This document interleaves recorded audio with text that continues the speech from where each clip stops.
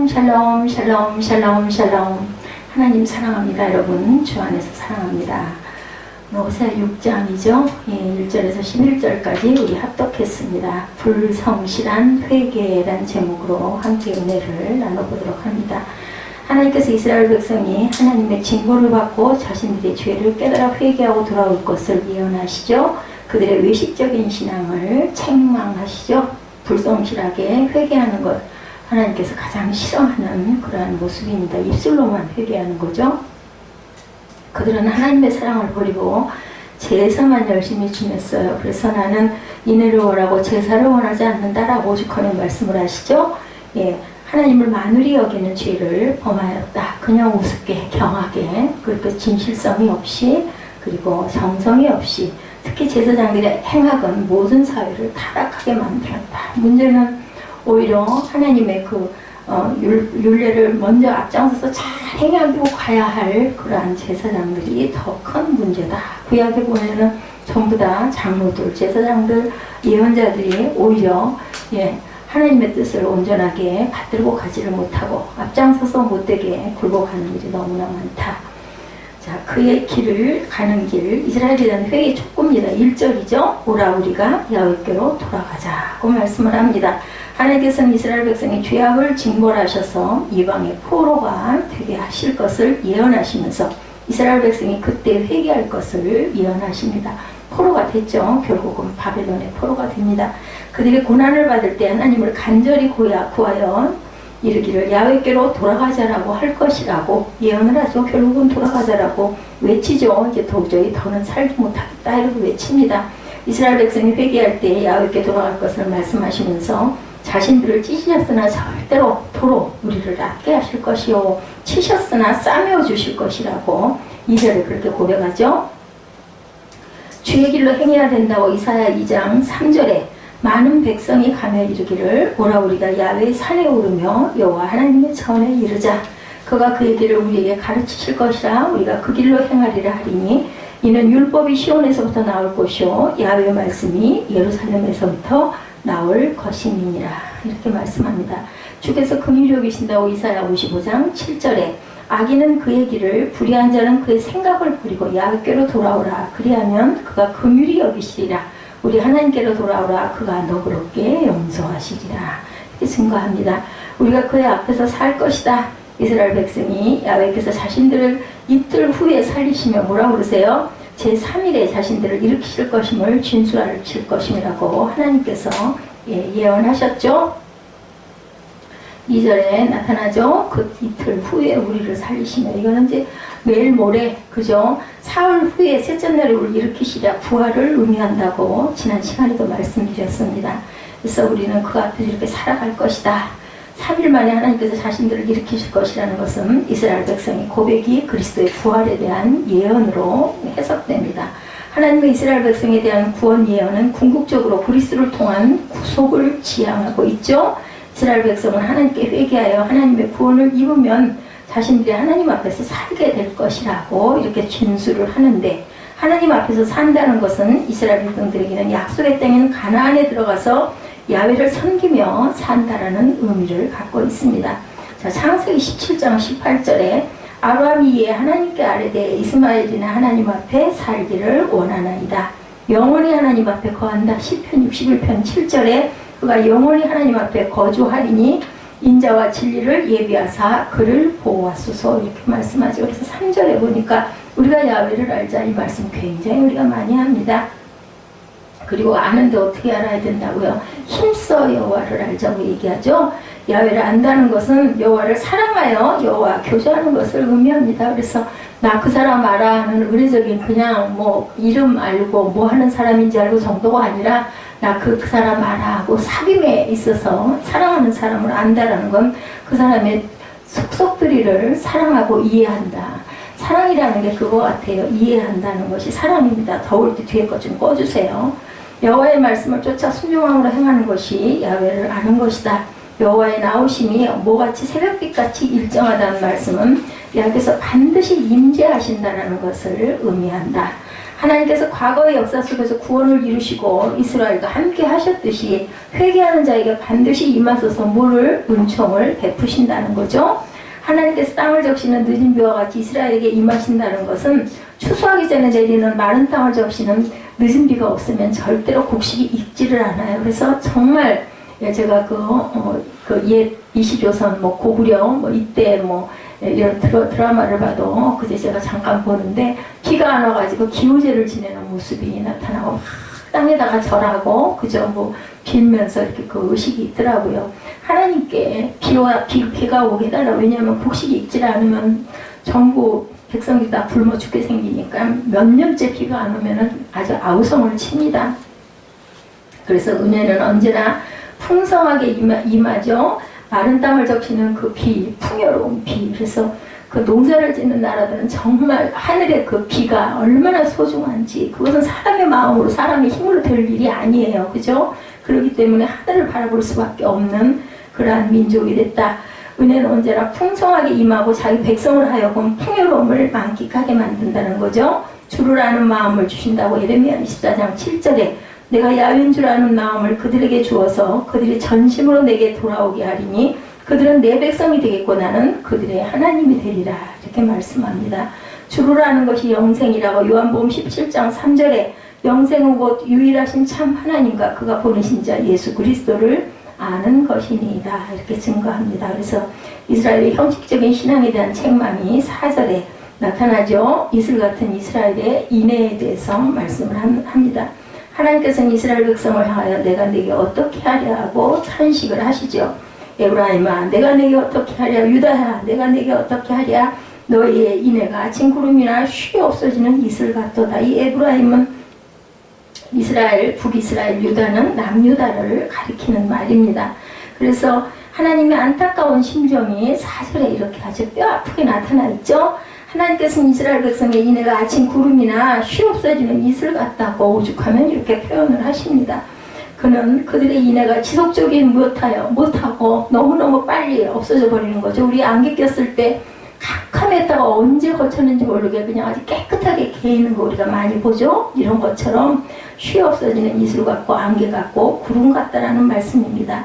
또한 내면적이지 못하고 잠시 보이다 없어지는 것과 같이 실제적이지 못함을 뜻하고 있습니다. 언약이 성실치 않다. 10편 78편 37절에 이는 하나님께 향하는 그들의 마음이 정함이 없으며 그의 언약에 성실하지 아니함이로다 말씀합니다. 용서해야 할 성도들에 대해서 마태복음 6장 14, 5절에 너희가 사람의 잘못을 용서하면 너희 하늘아버지께서도 너희 잘못을 용서하시고 너희가 사람의 잘못을 용서하지 아니하면 너희 아버지께서도 너희 잘못을 용서하지 아니하시리라 이렇게 말씀합니다. 바라는 빛과 같은 하나님의 심판에 대해서 5절에 증거하고 있죠. 그러므로 내가 선지자들로 그들을 치고 내 입의 말로 그들을 죽였노니 내 심판은 빛처럼 나오느니라. 이렇게 오늘 본문의 증거를 합니다. 그러므로 죄인이 하나님 앞에서 자신의 죄를 절대 숨길 수 없다. 빛 가운데 가면 환히 드러나 보이죠. 어때요? 그 햇빛 비칠 때 보면은 특히나 유리창 같은데 반사돼서 있는 거 보면 거울도 그렇고 먼지까지 다 보여요. 너무 지저분하게 보이죠. 우리 눈에 그냥 볼 때는 모르겠는데 이런 것처럼 무엇도 숨길 수가 없다. 하나님의 빛 앞에서는 우리 모두가 다 드러나죠. 공의를 행하신다고 창세기 18장 25절에 주께서 이같이 하사 의인은 악인과 함께 죽이심은 부당하오며 의인과 악인을 같이 하심도 부당하나이다 이렇게 말씀을 합니다. 세상을 심판하시는 이가 정의를 행하실 것이 아니니까 이렇게 말씀하죠. 그래서 의를 빛같이 나타내신다. 시편 37편 6절에 내 의를 빛같이 나타내시면 내 공의를 정오의 빛같이 하시리로다 증거합니다.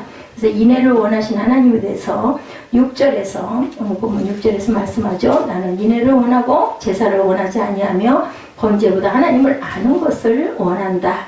제사 드리는 것보다는 하나님을 알고 그리고 사랑을 행하는 것을 오히려 하나님께서는 원하신다는 뜻입니다. 그의 중심에 하나님의 인애가 없는 상태에서 아무리 많은 제물을 드린다 해도 그죠? 하나님을 기쁘시게 할 수 없다.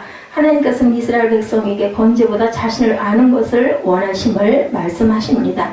하나님을 아는 것은 인애를 행하는 것과 같다는 뜻이죠. 그래서 누군가를 우리가 알아가고 싶고 관심이 가고 그 사람 옆에 자꾸 가고 싶고 얘기하고 싶은 건 어때요? 그 사람을 사랑하는 마음이 있기 때문에 그렇습니다. 그래서 하나님을 아는 것은 곧 하나님을 쫓아 사랑을 실천하는 것을 의미하기 때문이다. 하나님은 제사를 통해서 백성이 하나님의 공유한 사랑을 깨닫고 그 공유한 사랑을 쫓아 살아갈 것을 원하고 계신 거죠. 그래서 제사 같은 건 나 별 필요 없어. 너희들이 나를 사랑하고 그리고 나를 알아가는 것, 하나님의 말씀을 알아가는 것, 그죠? 예배 드리는 것을 말씀합니다. 즉 하나님께서는 원하시는 제사가 동물의 피제사가 아니라 하나님이 기뻐하시고 온전하신 뜻을 깨닫고 분별하고 하나님의 뜻을 순종하여 행하는 산 제사, 영적 예배를 원한다라는 말씀을 합니다. 그래서 순종이 제사보다 낫다. 사무엘상 15장 22절에 사무엘이 이르되 야훼께서 번제와 다른 제사들 그의 목소리를 청종하는 것을 좋아하신 같이 좋아하시겠나이까 순종이 제사보다 낫고 듣는 것이 수양의 기름보다 낫다라고 그래요. 그래서 이 하나님을 알고 그리고 하나님의 말씀을 듣고 순종하는 것이 순양의 기름, 그 예전엔 그 옛날 그 시대 구약의 시대에는 순양의 기름이 아주 귀했죠. 기름이 있어야 제단에 그죠 불을 붙일 수 있고 그 기름을 짜서 그것으로 불이 붙여지니까 굉장히 그 기름이 귀했습니다. 그리고 또 어때요? 그 라도양 같은 경우는 제사장들 그죠 머리에다가 왕들에게 행하는 의식에도 굉장히 귀하게 쓰였기 때문에 기름이 굉장히 귀했습니다.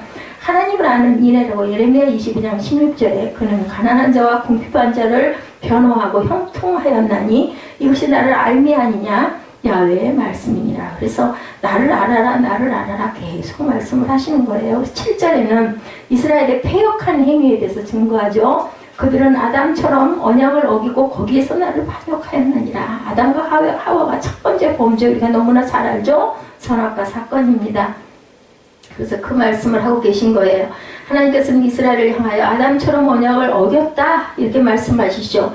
아담이 하나님과의 언약을 어긴 것은 모든 죄악의 기본, 근본입니다. 이스라엘이 하나님의 언약을 어긴 것은 아담이 범죄와 밀접한 관계가 있었던 것이다. 아담과 같이 이스라엘은 하나님의 언약을 어기고 사단의 유혹에 결국은 넘어감으로써 가나안 복지에서 쫓겨남을 당하게 됩니다. 하나님께서 이스라엘과 언약을 맺으실 때 가나안에 들어가서 우상 숭배를 범하면 반드시 심판을 받아 멸망당하게 될 것이라고 미리부터 여러 차례 말씀하셨는데 이스라엘 백성은 우상 숭배 문화에 그만 빠져서 죄악에 빠지게 됩니다. 그래서 가나안에 들어가면 그 지역에 있는 족속들을 다 멸하라고 그랬어요. 그래서 절대로 거기 있는 여자들과 같이 결혼하지 말라고 얘기했죠. 우상 숭배를 분명히 할 것이기 때문이었습니다. 율법을 범했다 호세아 8장 1절에 나팔을 내 입에 댈지어다 원수가 독수리처럼 여호와의 집에 덮치리니 이는 그들이 내 언약을 어기며 내 율법을 범함이니라. 구약에 보면 계속해서 율법 그리고 뭐예요 우상 숭배 그리고 율례 이것에 대해서만 아주 강조를 하십니다. 말씀을 너희가 버렸다. 열왕기하 17장 15절에 그들이 그들의 뒤를 따라 요단에 이른즉 아람 사람이 급히 도망하느라고 버린 의복과 병기가 길에 가득하였더라. 사자가 들어와서 왕에게 알렸다. 이렇게 증거합니다. 말씀을 버리고 도망간 그 의복과 병기를 다 버리고 정조를 안 지켰다. 호세아 5장 7절에 그들이 야훼께 정조를 지키지 아니하고 사생활을 낳았으니 그러므로 새 단이 그들과 그 기업을 함께 삼키리로다. 새 단이 그들과 그 기업을 함께 삼켜버린다. 야훼께 정조를 안 지켰다는 건 뭐예요? 바람을 피웠다라는 거죠. 이 무상 숭배를 여기서도 얘기합니다. 8절 길르앗은 악을 행하는 자의 고울이라 피발자국으로 가득 찼다라고 얘기를 하죠. 하나님께서는 길르앗은 행악자의 고울로 피발자취가 편만하다고 말씀하십니다. 길르앗은 원래 요단 동편의 땅을 차지하는데 오늘 본문에서는 그 땅이 행악으로 더럽혀졌음을 강조합니다. 그리고 9절 제사장의 무리가 탐욕을 채우기 위해 살인을 모의하고 세겜으로 지나가는 자들을 살인하고 약탈함으로 악행을 저질렀다라고 말씀합니다. 또한 10절에서 하나님께서는 이스라엘 지인이 가증한 일을 보았으므로 말씀하시면서 에브라임이 행음하였다. 이렇게 이것도 또한 간음이죠. 행음한 것. 아주 그냥 온전치 못한 아주 나쁜 행위를 했습니다. 이 행음은 하나님과의 언약을 어기고 이방 우상들을 숭배한 영적 간음을 의미하고 있죠. 그래서 두 가지 악을 행했다고 예레미야 2장 13절에 내 백성이 두 가지 악을 행하였나니 곧 그들이 생수의 근원되는 나름 버린 것과 스스로 웅덩이를 판 것인데 그것은 그 물을 가두지 못할 무슨 웅덩이? 터진 웅덩이다. 이렇게 말씀하죠. 거짓을 예언한 거짓 선지자들에 대해서 예레미야 5장 31절에도 증거합니다. 다른 신들을 경외한다. 열왕기하 17장 7절에 이 일은 이스라엘 자손이 자기를 애굽 땅에서 인도하여 내사 애굽의 왕 바로의 손에서 벗어나게 하신 그 하나님께 야훼께 죄를 범하고 또 다른 신들을 경외하며 야훼께서 이스라엘 자손 앞에서 쫓아내신 이방 사람의 규례와 이스라엘 여러 왕이 세운 율례를 행하였습니다. 여러 쓸데없는 그저 이방 신들의 우상과 그 율례를 그대로 행하고 나가는 그러한 모습을 여기서 말씀을 하시죠. 그래서 결론은 성도들은 하나님의 택하심을 받아 거룩하다 일컬음을 받은 자들인데 하나님의 말씀을 쫓아 거룩한 삶을 살아가야 된다. 그것이 나한테 제사 드리는 것보다 오히려 낫다. 나를 알고 그리고 나를 사랑해라. 이 말씀이에요. 이는 그리스도의 새 계명인 사랑의 계명을 실천하는 삶을 의미합니다. 하나님과 이웃에 대한 사랑을 실천함이 성도의 의무인 거죠. 그래서 내가 이웃을 용서하고 사랑할 때 하나님도 우리를 사랑하고 우리를 용서하신다는 거죠. 예, 그러므로 우리가 야훼를 알자 오늘 6장에 대한 말씀을 잠깐 살펴봅니다. 힘써 야훼를 알자 그의 나오심은 새벽빛같이 일정하니 비와 같이 땅을 적시는 늦은 비와 같이 우리에게 임하시리라 하니라. 6장 3절이 중심입니다. 하나님께로 돌아오라. 예, 종벌레처럼 심판하시던 심판을 거두시고 사자같이 물고 찢으시는 그 무서운 폭풍이 사라지고 고매를 돈 주고 사오던 호세아의 심정으로 하나님은 우리를 다시 안아주실 것이다 라는 말씀이죠. 그래서 속한 회복에 대해서 6장 1절에 오라 우리가 야훼께로 돌아가자 야훼께서 우리를 찢으셨으나 도로 낫게 하실 것이 회복입니다. 돌아오기까지는 얼마가 걸려도 오래 기다리시던 하나님께서 우리가 회개하고 돌아오기만 하면 손을 그냥 펴고 팔을 벌리고 기다린다는 거죠. 이틀 후에 살리시고 제3일에 일으키신다는 말씀은 아까도 말씀드렸지만 2, 3일 내에 곧 회복하신다. 예수의 돌아가시고 그리고 셋째 날 부활하신 것을 상징하기도 한다. 하나님과 나와의 관계가 삐뚤어지면 잘못된 상태에서 다시 정상적인 상태로 회복되는 것이 관계 회복인데 이것이 곧 회개의 열매다. 관계, 하나님과 나와의 관계를 깨끗하게 다시 정돈하는 것, 회개하는 것을 말씀하고 회개함으로 인해서 우리에게 무슨 열매가 맺히겠어요? 성령의 열매가 맺히겠죠? 관계가 회복된다는 것은 내가 피조물인 사실을 안다라는 뜻이에요. 인정한다라는 뜻이 아유 제가 잘못했습니다. 여러 긴 말, 변명 필요 없다라는 거예요. 그리고 하나님 앞에 우리가 무릎을 꿇고 예 잘못했으니 이제 돌이키겠습니다 했을 때 하나님께서는 팔을 펴고 기다리신다는 겁니다. 신앙이 깊을수록 죄의식에 민감하죠. 당연히 그렇죠. 그렇지가 않은 사람들 그것쯤이야. 교회에 와서 예배 드릴 때는 아주 거룩하게 예배 드리지만 세상 가운데서는 그렇게 살아남을 수가 없어. 그렇게 해가지고 내가 맨날 손해만 보고 결국은 못 견뎌. 그러니까 세상에서는 이렇게 돼서는 안 된다. 우리가 하나님 앞에서 유일한 살 길이 있다면 심판받기 전에 회개하는 것. 그래서 가룟 유다와 베드로의 차이라고 그러죠. 회개, 그죠? 그냥 후회만 하고 말 일이 아니라 다시 돌이킬 줄 알아야 된다. 원리는 간단한데 잘 되지가 않습니다. 기회는 계속 주어지지 않죠. 그래서 현명한 자들, 성공하는 사람들은 기회를 정확하게 잘 잡을 줄 아는데 기회를 잡기 위해서는 어떻게 해야 될까요? 우리가 먼저 준비할 줄 알아야 된다. 매일매일을 준비하면서 살아가는 자에게는 마지막 때 마지막 심판이 우리에게 임한다 할지라도 두려울 게 없죠. 그래서 햇빛 난 다음에 비를 기다리는 것 같은 어리석음을 범해서는 안 된다.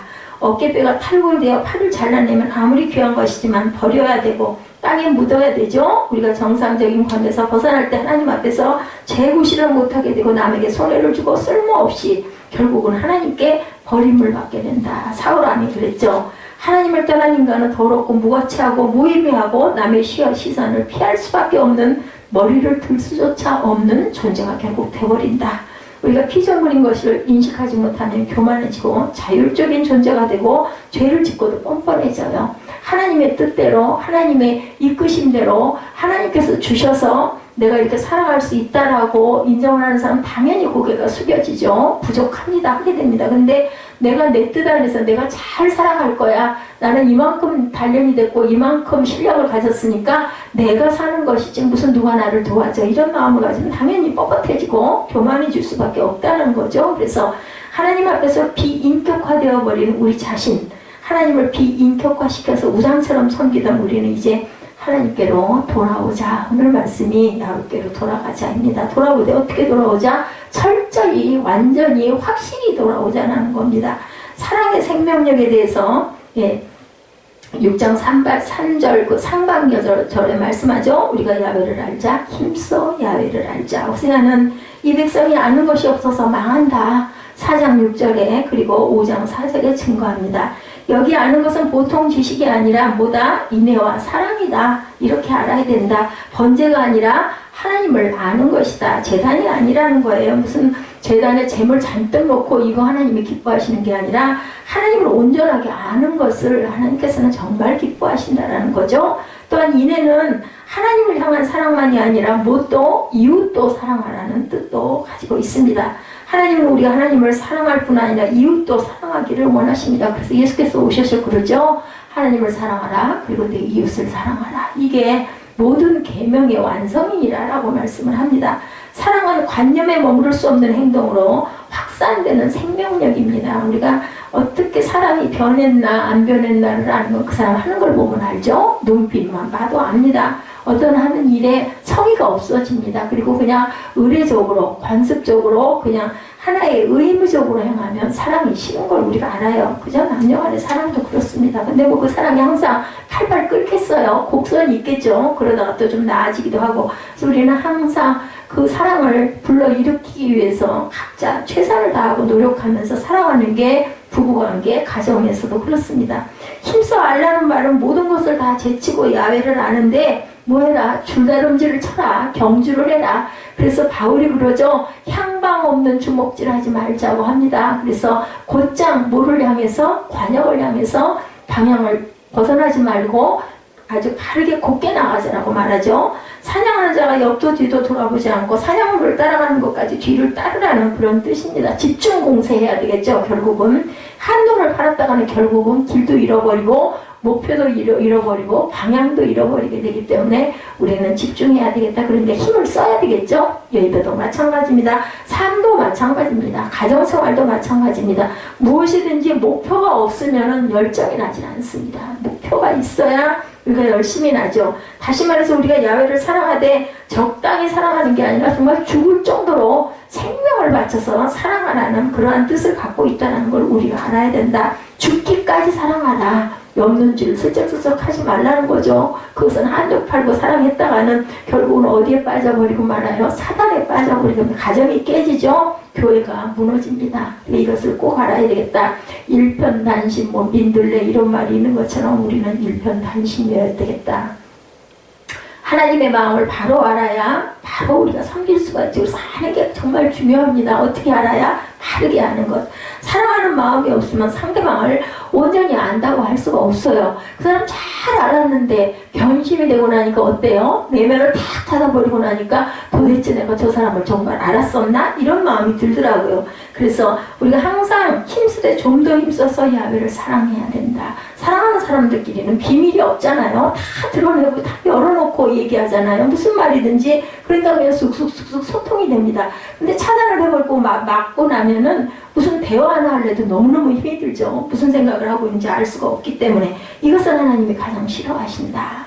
우리 그냥 쉽게 생각하면 이성 간에 사랑하는 것도 똑같다. 하나님도 이렇게 사랑하기를 원한다. 하나같이 사랑하기를 원한다. 휴대폰 함께 우리가 다 열어놓고 보기를 원한다라는 거죠. 가정에 문제가 있는 것은 사랑의 결여 때문입니다. 그래서 가장 중요한 게 성령의 열매에도 사랑이 첫 번째인 거예요. 그죠? 그리고 맨 끝에 보니까 절제더라고요.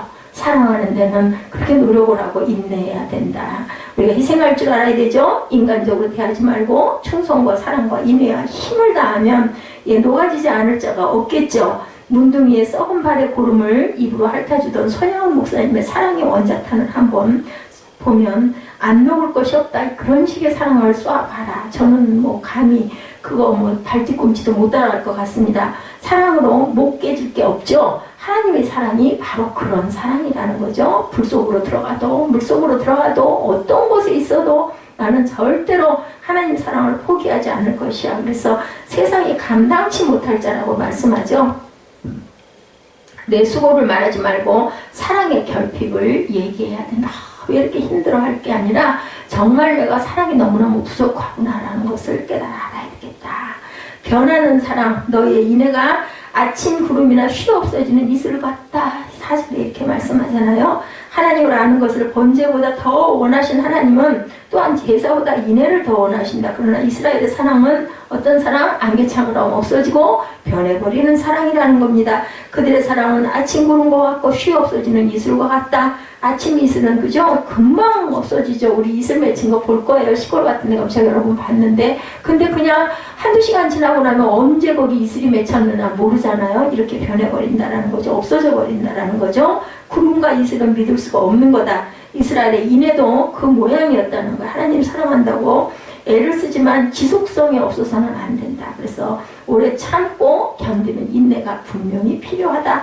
인간끼리의 사랑에도 지구력을 가져야 하고만 하나님의 사랑에 그저 더더군다나 길고 오랫동안 끝까지 우리들이 사랑할 줄 알아야 된다. 7절이죠. 그들은 아담처럼 언약을 어기고 거기에서 나를 반역하였느니라. 그죠? 언약을 어기다라는 말은 경계를 넘어간다는 것을 얘기합니다. 하나님의 언약을 전혀 생각하지 않고 무시하는 것을 말하죠. 이스라엘은 결국 계약을 파기합니다. 아담처럼 언약을 파기하고 폐역함으로 신실성이 없어져 버립니다. 하나님을 아는 지식과 진실과 인애가 있어야 할 거기가 행악자의 고울이 되어버렸다. 가정에도 이렇게 그러한 그 진실성이 빠져버리면 결국은 깨지는 그런 가정이 된다라는 거죠. 하나님에 대해서 진실성이 깨지면 온갖 더러운 죄악에 빠지게 된다. 좋을 때는 하나님을 사랑하는 것 같고 나쁠 때는 하나님 외면하죠. 그죠? 그리고 어디 세력에 가서 붙어야 이게 해결이 될까 이런 마음을 우리가 쉽게 먹기가 쉽다. 그러면 누구에게나 연약한 부분들이 있는 저희들은 그럴 수밖에 없기 때문에 하나님 말씀을 굳게 잡고 그죠? 하나님으로 우리 안을 채워야 된다. 하나님은 우리를 변함없이 사랑하시나 우리가 하나님을 변덕스럽게 사랑하여서 하루에도 몇 번씩 사랑하는 척 하다가 되돌아볼 때가 너무나 많다. 한눈 팔 때가 너무나 많다. 사랑하기 때문에 손해보면서도 기쁘고 매를 맞으면서도 기쁜 사랑의 수고가 쉬운 세상이다. 말은 굉장히 쉬운데 이거 실천하기 정말 어렵습니다. 수고한 것을 자랑하는 사람은 아직도 사랑이 부족한 자다. 맞습니다. 내가 이만큼 했는데 이런 사람들은 온전한 사랑이 아니라는 거죠. 예수님의 말씀처럼 나는 무익한 종이로소이다 라고 고백할 줄 알아야 되겠고 하나님 앞에 신실하여서 더러워지지 않도록 힘쓰고 애쓰고 우리가 기도해야 되겠다. 숨길 수 없는 죄라고 6장 9절에 강도 때가 사람을 기다림같이 제사장의 무리가 새김길에서 살인하니 저희가 사악을 행하였느니라 이렇게 말씀합니다. 새김길은 도피성의 길로 생명을 구원하는 길이었어요. 그죠? 도피성이 있었던 그런 곳입니다. 또한 북쪽 이스라엘의 경건한 성도들의 절기를 맞아 예루살렘으로 올라가는 길에 쉬어가는 장소이기도 했어요. 그러나 제사장들로 말미암아 죽음의 길이 그만 되고 말았다라는 겁니다. 강도 때가 9절이죠. 사람을 기다림같이 제사장의 무리가 새긴 길에서 살인을 해요. 누가? 제사장이. 그들이 사악을 행한 여기 어디라고요? 도피성으로 가는 길이에요. 도피성이 어떤 곳이에요? 죄를 지었는데 내가 의도적으로 짓지 않고 실수해서 사람을 죽였거나 내가 분명히 억울해서 이걸 꼭 가서 고쳐야 되겠다는 사람은 온 사방에다 도피성 가장 쉽게 잘 갈 수 있게 평탄한 길을 닦아가지고 네 곳에다가 도피성을 둬서 거길 가는 길이 세겜길인데 그 중간에 제사장들이 서 있다가 사람을 살인을 하기 때문에 결국은 사악을 행합니다. 사람을 강도 때가 사람을 기다림같이 제사장의 무리가 이룰 수가 없죠. 죄를 덮으려는 속셈은 누구에게나 그럼 사람의 마음 안에 있어요. 그죠? 아담은 이브에게 핑계대고 이브는 뱀에게 전가를 합니다. 인간이 죄를 짓고 하나님 앞에서 쫓겨난 것도 비극인데 그보다 더한 비극은 죄를 숨길 수 있다고 생각하는 것. 절대로 숨길 수가 없죠. 행한 대로 갚아주신다는 것을 절대 잊어버리지 말아야 된다. 뭐 별일 없는데 근데 언젠가는 꼭 그것을 받게 된다라는 거나. 그러나 죄는 하나님 앞에서 절대로 감추어지지 않는다. 하나님은 반드시 그 죄를 심판하신다는 거죠. 최후의 심판의 악인은 멸하고 남은 자는 구원할 것이다. 그리고 남은 자를 꼭 남겨놓으십니다. 아까도 말씀드린 것처럼 팔 벌려서 기다리고 계시죠. 그래서 알갱이는 곳간에 들이고 쭉정이는 불 속에 집어넣어 버리십니다. 하나님은 이스라엘의 행악, 가증과 거짓을 기억하셨다. 6장 8절에서 10절에 기록합니다. 그 모든 악이 야훼의 목전에 있다라고 말씀하죠. 자, 8절입니다. 길르앗은 악을 행하는 자의 고울이라 피발자국으로 가득 찼도다. 9절 강도 때가 사람을 기다린 같이 제사장의 무리가 세겜길에서 살인하니 그들이 사악을 행하였느니라. 10절 내가 이스라엘 집에서 가증한 일을 보았나니 거기서 에브라임은 음행하였고 이스라엘은 더럽혀졌습니다. 그죠? 그래서 토설치 않고는 여름 가뭄에 마음과 같은 괴로운 죄를 자복하지 않고 핑계하고 전가하고 있지는 않은지 우리도 생각해 봐야 되겠다라는 거죠. 주께서 자복하기까지 그의 강한 손으로 주야를 바라보고 계신다라는 거.